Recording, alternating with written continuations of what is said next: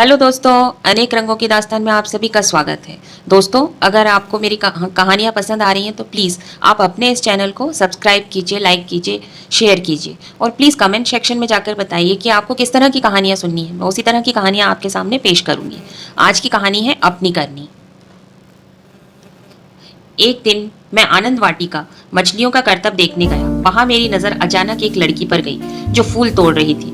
उसके कपड़े मैले थे। वो छोटी उम्र की लड़की थी, जिस वजह से वो ताजगी भरी लग रही थी। इसके अलावा उस लड़की में ऐसी कोई खास बात नहीं थी। कुछ देर में उस लड़की की तरफ देखता रहा और उसने इस तरह से नजरें फेरी जैसे मैं वहां मौजूद ही नहीं था। ऐसा मेरे साथ पहले कभी नहीं हुआ था। मैं इससे परेशान होकर धीरे धीरे उन फूलों की झाड़ियों के पास पहुंच गया और खुद भी फूल चुनने लगा। मुझे देखते ही माली की बेटी बाग की दूसरी दिशा में जाकर फूल चुनने लगी। उसी दिन से मैं रोज उस आनंद वाटिका में जाने लगा। ऐसा नहीं था कि मुझे उस लड़की से प्यार हो गया था, बस कुछ पाने का मोह मुझे वहां खींच कर ले जाता था। मैं रोज रूप बदल कर वहां जाता था, लेकिन हाथ कुछ नहीं लगता था। प्यार की बातें होना तो दूर, वो मेरी तरफ देखती भी नहीं थी। इस योजना से जब काम नहीं चला तो मैंने एक नई तरकीब सोची।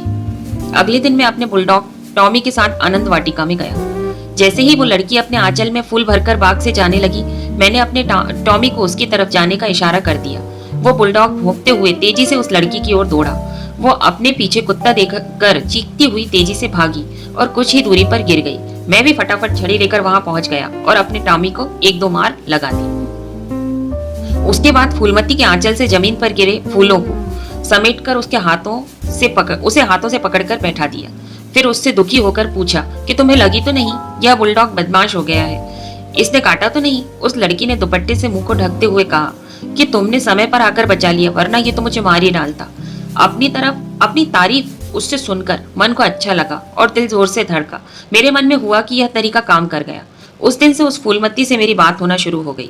उसके बाद मैंने जाल फैलाया, बातें रची और ना जाने क्या क्या किया। इन सब तरकीबों के बारे में दिलफेक किस्म के सारे लोग जानते हैं। ऐसा नहीं था कि मैं उस लड़की के सौंदर्य से प्रभावित था, क्योंकि मेरी पत्नी इंदु से सुंदर कोई हो ही नहीं सकती थी। फिर भी ना जाने क्यों मैं उस फूलमती की धसी हुई आंखों और गालों पर फिदा हो रहा था। होते होते मैं खुद मोहब्बत के जाल में फंस गया। घर बार मुझे कुछ अच्छा नहीं लगता था। वक्त के साथ मैंने घर व पत्नी की जरूरतों से मुंह मोड़ लिया था। सच कहूं तो पत्नी से कुछ भी कहते हुए डर लगता था कि कहीं उसके मन की बात जुबान पर ना आ जाए। यूं तो मैं कभी भी जौहरी की दुकान पर गया नहीं था, लेकिन अब मेरा वहां आना जाना भी होने लगा था। मेरा वक्त, पैसा, सब कुछ सिर्फ फूलमती का ही था। एक दिन मैं हमेशा की तरह शाम के समय आनंद वाटिका में घूम रहा था। तभी मैंने फूलमती को देखा। वो मेरे दिए हुए गहने और रेशम की साड़ी पहनकर फूल तोड़ रही थी। उसी वक्त राजा भी कुछ दोस्तों के साथ वहां पहुंच गए। फूलमती राजा को पहचानती थी, इसलिए तेजी से झाड़ी की तरफ छिप गई।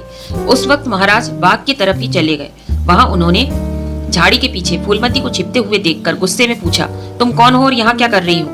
मुझे भी लगा कि झट से जवाब दे देना चाहिए, नहीं तो पता नहीं क्या हो जाए। मैंने कहा, महाराज, ये यहाँ के माली की बेटी है। यह सुनते ही राजा और बिगड़ गए। उन्होंने पूछा, ये माली की बेटी है? इसके कपड़े और गहने इन सबको देखकर कहाँ से लग रहा है कि ये माली की बेटी है? तभी माली भी वहां पहुंच गया और उसने जवाब में कहा, साहब, यह मेरी ही बेटी है। राजा ने गुस्से में पूछा, तुम्हारी तनख्वाह कितनी है? माली ने बताया, 5 रुपए। फिर राजा ने पूछा, क्या ये शादीशुदा है? माली ने जवाब में बोला, नहीं। यह सुनते ही महाराज ने नाराज होते हुए कहा, इसका मतलब तू चोरी करके इसे ये गहने और कपड़े, रेशम की साड़ी देता है, कमाता है 5 रुपए और बेटी को गहनों से लाद रखा है। महाराज के पैर पर गिरकर माली बोलने लगा, साहब, मेरी वफादारी पर सवाल मत उठाइए। ये इस लड़की की ही हरकत है। आजकल ये बड़े लोगों के साथ अगर आपको हमारी कहानी पसंद आई हो तो इस वीडियो को लाइक करें, शेयर करें और हमारे चैनल को सब्सक्राइब करें। ऐसी इंटरेस्टिंग स्टोरीज के लिए हमारे चैनल पर बने रहें और प्लीज अपना सपोर्ट बनाए रखें। Stay tune. Thank you.